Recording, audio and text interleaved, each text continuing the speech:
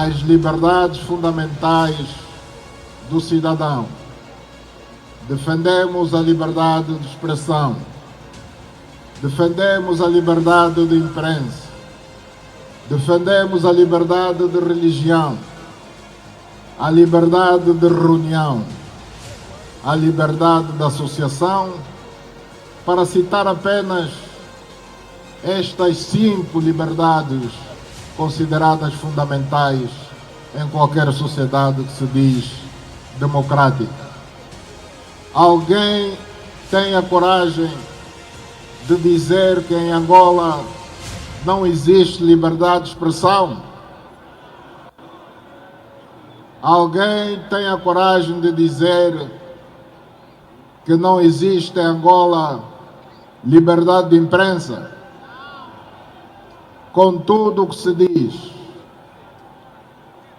nos candongueiros, nos azulinhos, com tudo o que se escreve nos jornais de fim de semana a respeito da nossa governação, evidentemente que somos obrigados a concluir que existe em Angola quer a liberdade de expressão, quer a liberdade de imprensa. No crivo da sociedade, a comunicação social, pelo menos nesses termos. Tem que continuar no centro das nossas discussões. Mas a fusão do Ministério, não fusão, parece que isso não é determinante. Era bom que nós hoje tivéssemos um foco bem direcionado para aquilo que importa discutir, não é? Para aquilo que importa discutir. Eu gostava de deixar 3 notas importantes. A primeira nota tem a ver com o clima, digamos assim, o ambiente de relacionamento. Isso não mudou. Ou seja, continuamos com o clima em vez de nós discutirmos as questões essenciais, de alguma agressividade entre jornalistas, não é? Continuamos a ter as direções do Ministério, que apesar de serem pessoas da classe ou ligadas à classe, depois não têm aproximação suficiente dos profissionais e não criam as pontes para as mudanças que têm havido. Portanto, o diálogo, numa área onde o diálogo é fundamental, não tem acontecido.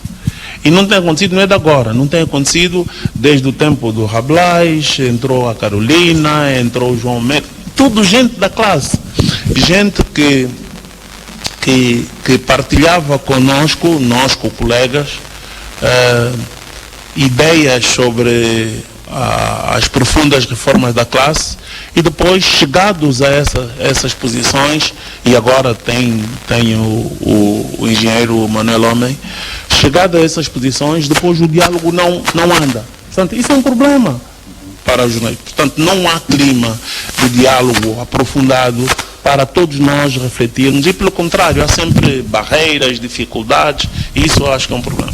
A segunda questão que eu gostava de levantar é reconhecer que, genericamente, houve algumas mudanças em termos de conteúdo. Se nós compararmos com coisas da 4 anos, 5 anos, se nós compararmos com o desempenho da equipa anterior, do executivo anterior. Mas essas mudanças que estão a ocorrer ou que ocorreram não são o suficiente, não são suficientemente significativas para que o perfil do conteúdo da nossa comunicação melhorasse muito.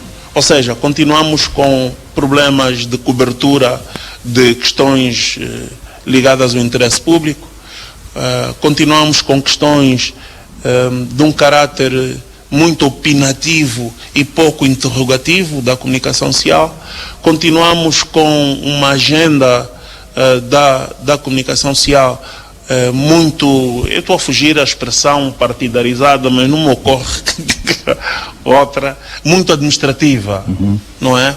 A administrativa é mais elegante. E, portanto, do ponto de vista do conteúdo, nós tivemos algum avanço, mas não o suficiente para nos pormos já em bicos de pés. Portanto, há problemas. Os meios já fizeram um recorrido pelo contexto legal. E eu gostava de já entrar exatamente no cerne da questão.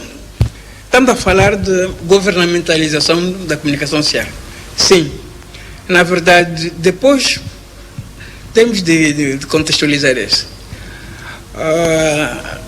O mandato do presidente João Lourenço, portanto, coincide com uma lufada, uma chegada de ar novo na comunicação social. Portanto, todos nós testemunhamos neste país, portanto, que houve um momento em que algumas pessoas, ou muitas pessoas, até se apressavam nos seus afazeres para irem a casa assistirem noticiários das televisões. Houve um momento em que era moda ir a correr a casa, dava gosto ouvir noticiários. Houve um momento em que a comunicação social abriu-se para a sociedade, foi mostrando, portanto, através da comunicação social, o país ficou a saber que aquela realidade cor-de-rosa que foi descrita no tempo da outra senhora não existia. Nós tínhamos um país completamente roto, um país rebentado, um país... Esse país foi sendo mostrado aos poucos. Mas não sei por que razão, por carga de razão, aliás, sabemos, aos poucos estamos vindo a assistir a uma preocupante inversão deste valor. A torneira está a ser fechada. A comunicação social está a voltar a ser fechada, está novamente, digamos, a regressar àquilo que sempre foi o seu paradigma, portanto, que é ser correio de transmissão do poder. Esse é que é o paradigma da comunicação. Está a voltar. Está a voltar, e isso ficou agora de modo muito notório, agora por ocasião do 3º aniversário da investidura do presidente João Lourenço, em que a comunicação social fez de facto o papel de mera correia de transmissão do poder. Nós estamos a ver isso, e essa estratégia, portanto, explica porque, agora torna-se mais claro, porque o Estado se precipitou em chamar para o seu controle algumas das empresas de comunicação social privadas.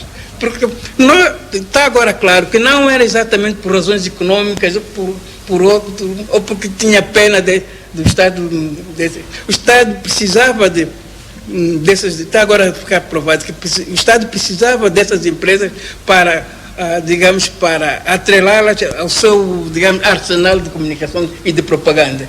A realidade está mostrando isso hoje. E isso é nocivo para o país. Nós temos de ter, sobretudo nós os jornalistas que temos já alguma idade, que temos responsabilidade, temos de ter coragem de dizer que a situação atual não é boa para o país, para as pessoas idolatradas, não é boa para ninguém.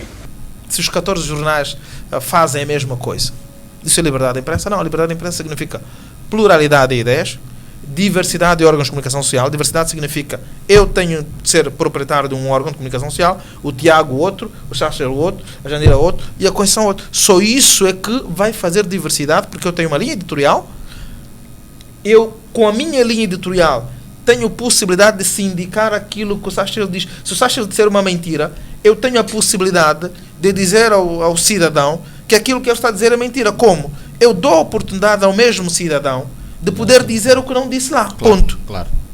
É isso que faz a liberdade de imprensa.